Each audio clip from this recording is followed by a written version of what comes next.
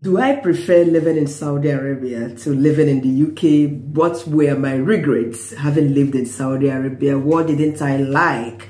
What did I hate most about living in Saudi Arabia? And lots of questions I got asked. Meanwhile, if this is your first time on my channel, my name is Chinyere Ojike. Welcome to my channel. Please like this video, subscribe to my channel, and keep coming back for more. Okay.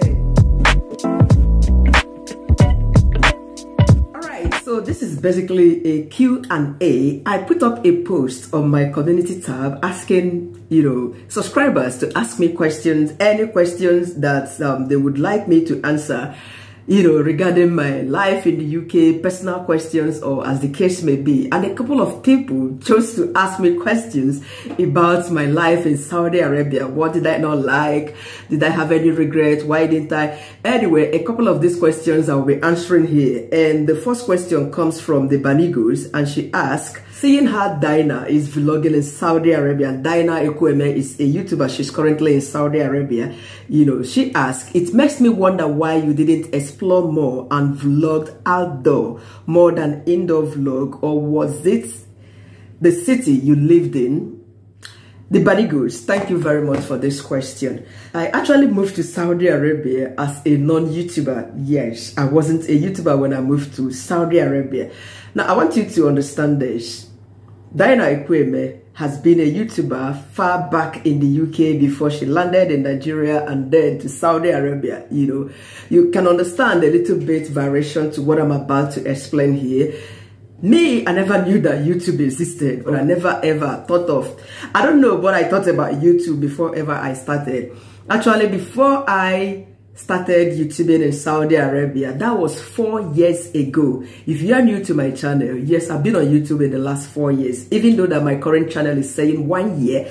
Yes, my first channel, Chief Friend Jonah, you might check that out. I think I have about 2,000 subscribers or thereabout. It was the channel I started in Saudi Arabia. Though firstly, when I was looking to becoming a content curator on social media, I started with blogging, because when I searched up on Nigerian lifestyle bloggers, I found Ijoma Kolade, she's in Canada, a professor. I found Sisi Yemi, and then I found Dinah and Nelo Okeke. And guess what I found about their blogs? Especially Dinah had a blog, but I followed Sisi Yemi and Kolade. They were writing blog posts. So I had a website.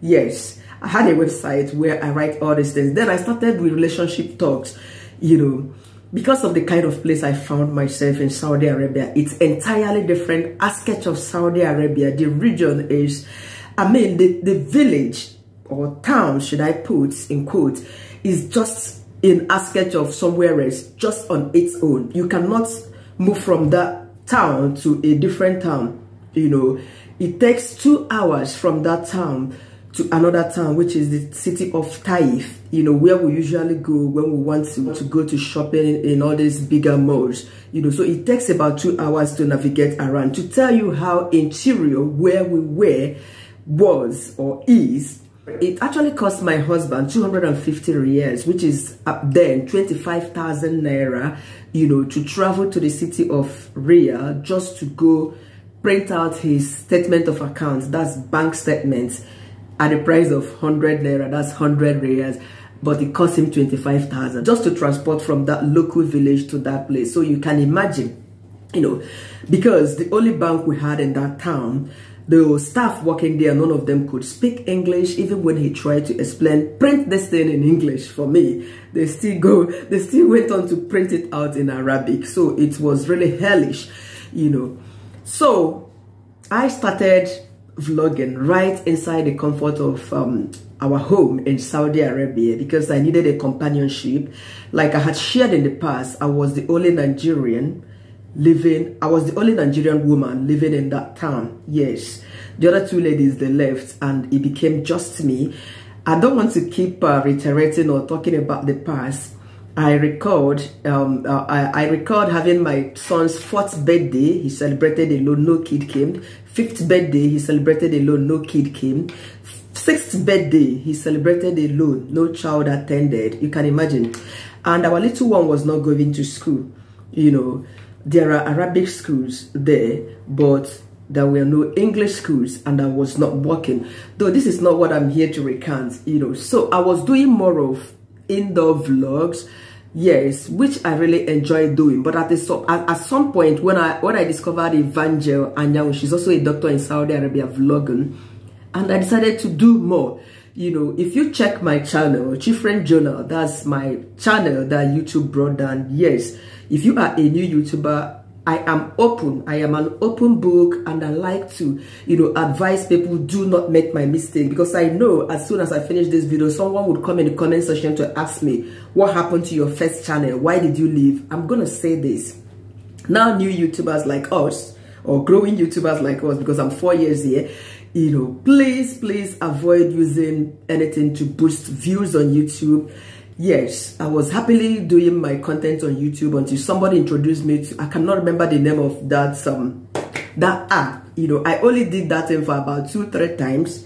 YouTube brought down my channel, demonetized me on April 1st, 2021. That day was like, hey, I don't die, yo, because that was the only place that I drive phone, you know, interact with people from the comfort of my home in Saudi Arabia. I didn't have Saudi Arabian SIM card because I had no one to call. We had a Wi-Fi in the house. So when my husband goes to work, it's just me and my husband that talks. I didn't visit no one from my vlogs, but at least I tried my best. Each time we go to the city centers, like even in this my current channel, you can check through. Yes, you would see videos I made in Jeddah. Yes, is it the capital of... No, that's not a capital city. Riyadh is the capital city, I suppose. Am I right, guys? Yes, so I vlogged in Jeddah, even leaving my hair open to vlog in the city of Jeddah. And in Taif, I did vlog, you know, in Taif as well. Even when I went to the all visa office in the city of Jeddah, I did vlog about that, you know, sharing tips on how to apply for your visa if you're living Saudi Arabia, and a whole lot I did. But in the city of Taif, I also made a video where somebody warned me that my outfit was not really okay, despite me wearing a magazine, a gown that was sweeping the floor. You know, the person warned me. That was about my second week in Saudi Arabia, because we went out to get my Ikama. Ikama means your residency permit. Before that lady warned me, and the other person walked up to me to say, sorry, you are beautiful, you dress so well, you know. So when we got home on that day, I decided to ask my husband to buy me the abaya. That is what everyone wears in Saudi Arabia, the black color. So Dinah might be in a city that is a bit more developed compared, because I've seen somebody who is in Jeddah. You cannot compare the city of Jeddah to some of the villages like Omadum, different places where I stayed, and where even the place I stayed was more of developed compared to where one doctor was posted to. When he came off from the village to where we were staying, I was complaining. He said, shh, you are in a bigger town compared to where he is staying. That there is nothing, all the supermarkets that are here that are not where he is staying. You know, so it depends on where you landed in Saudi Arabia. Yes, it depends. Seeing the places where Dinah vlog around, I think it's much more developed compared to where I stayed, you know. So that was exactly what happened. I think I've answered your question, but at least I applaud myself, yes, for at least starting up vlog in Saudi Arabia, being able to go outdoors, even when I travel, even when I do shopping. And I did mostly indoors vlog. By the name Saudi Arabia alone, everyone is scared. But that notwithstanding, the environment over there is absolutely friendly. Security-wise, it's top-notch. So the next question is from Ifi Success. Beautiful family, do you have any regrets of relocating to UK? Saudi Arabia and UK, what is that you enjoy in Saudi Arabia that you don't enjoy in UK since you came? Wow. Anyway, do I have any regrets leaving Saudi Arabia and moving to UK? Well, the thing is this, no safe heaven on earth, like I've always said. You know, in Saudi Arabia, there is this kind of decency when it comes to modesty in dressing. You know, though I lived in a house that didn't have a window, my house did not have windows, and so I couldn't really see what is happening on the streets. But each time I go out there to buy some things on the streets, definitely I see women, I see the way they dress. You don't see you don't see women eating on the street. Even talk more of a woman smoking on the street. You know, they dress like, angels in a way, angels on black abayas, you know, but the men, they dress, they wear white, you know. But here in the UK, you know what it is. Even this morning, I sent my boy to school. You hear a woman, you will see a baby, a nursing mom, and the mom will be smoking.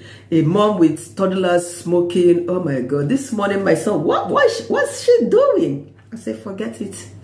You know, but these are the things you don't see in Saudi Arabia. There is high level of modesty, decency, outwardly, because I cannot judge the inward level of modesty or decency among the people over there. But outwardly, they are decent, to be honest. The crime rate over there is also something that is less. Yes, if you kill somebody, if you silence somebody in Saudi Arabia, the reward for it is that you're going to be silenced as well.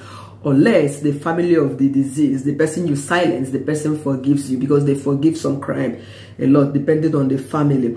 Another question, somebody, I think this is the same question, Sharon and family. Do you prefer living in the UK more than in Saudi Arabia? Or, hey, this one. Anyway, if I had the opportunity I have in the UK, in Saudi Arabia, possibly I would have preferred staying in Saudi Arabia. Yes, because in Saudi Arabia, I am a graduate, but I could not work. It was also written on my Ikama, my passport. I do not have the right to work. Just like Dinah revealed in one of her videos. Yes, she doesn't have the right to work. It is stamped on your passport that you are a housewife, official housewife, no matter what you studied. You know, so if I had gotten the chance I've gotten here, I would have preferred staying there in a way, but I was not working. It really killed me, and I didn't. Social life was at 0%, no association of any form, no social activities of any form. You know, it really killed me. Moreover, saying that I regret moving to Saudi Arabia, it is not realistic. I will be lying to you. Yes, even though I had it tough over there because of zero association and zero interaction, but that notwithstanding, I learned a lot of lessons that actually shaped me. The lessons I learned living in Saudi Arabia, they are simply uncountable, you know, because my level of tolerance actually increased. You know, I learned to be, in fact, I learned so many things I wouldn't have learned if I was staying in my country, Nigeria. You know, especially a lot of, what is it called, being crafty. If I didn't travel to Saudi Arabia, there's no way I would have started my YouTube channel. And a lot of cooking tips, like I always said, then there are, where I was staying, you could hardly see Nigerian recipes of any kind, Nigerian ingredients in the shop. You know, you could hardly find, the only thing you would find in the shop is okra, corn, and coconut. Sometimes these are the Nigerian stuff that you would find in the shop in the local community where I was staying. Nothing about semo, nothing about red oil. I improvised.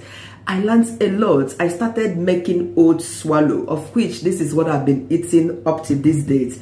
In Saudi Arabia, when I discovered they have oats they drink as cereal, I decided to make it as swallow, since there are no semo, no gari, no nothing, you know. So I learned so much. I learned the hard way of life, and I imbibed by it. And it helped me to be patient, to endure. This is part of marriage. Even when my friend said, do you want to die with this man in Saudi Arabia? Why can't you find your life? You are a graduate. You should just leave your marriage, go to somewhere. I thought about this. My friend that was talking to me about this, she has 5 children. You know, she married 3 different husbands, and she has had all her children. So why talking to me about this?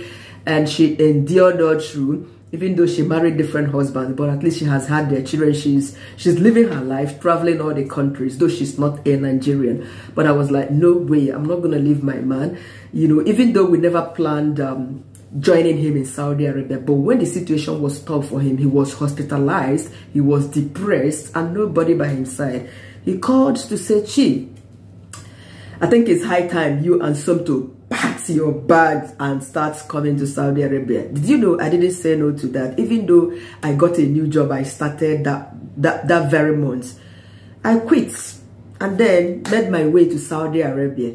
You know, I really learned so much lessons staying in Saudi Arabia. In fact, it has shaped me to, there is no situation I would not endure, I would not tolerate and overcome such a situation. So I do not have any regrets. Yes, it is the journey of life. It goes in cycle. I have my stories to tell about my life, the process life has taken me so far. Likewise, every other person as well, because that you are where you are currently in the country where you are, that you are living in Canada, you are living in Nigeria, you are living in Saudi Arabia or anywhere, is because there is a reason for you to be there, and that reason, the moment it is accomplished, then you will see the brighter aspect of faith. You know, everybody has a designated route to walk in life, a track for one to walk in life. You know, so no perfect heaven. Saudi Arabia is beautiful. If you're planning to go there, pack your bag and baggages and go there and achieve whatever you have set out to achieve, and then move to a different country if you want. And if you insist on staying there, that is perfect, because I know people who have been there for like getting to 10 years now, and they are fine, and people are surviving there. You know, people move around in order to like source for a means of livelihood or better opportunities, have better experiences about other people's culture, to learn. Traveling is part of education. So definitely you cannot tell exactly or a perfect story about a place, especially if you are not from there, until you are there. But in all, the ability to thrive, survive, sustain in any society is for you to appreciate and respect people's culture, people's way of life. In that way, you're gonna stay safe in any land, any foreign land where you find yourself. Just like in this very UK, if I fail to go by the laws of this land, I would find myself behind. Okay, so this is it for this video. Good luck to those of you moving to Saudi Arabia and to those of you moving to different places for a greener pasture. I wish you all the best. Subscribe to my channel, like this video, and keep coming for more. Yes, bye for now.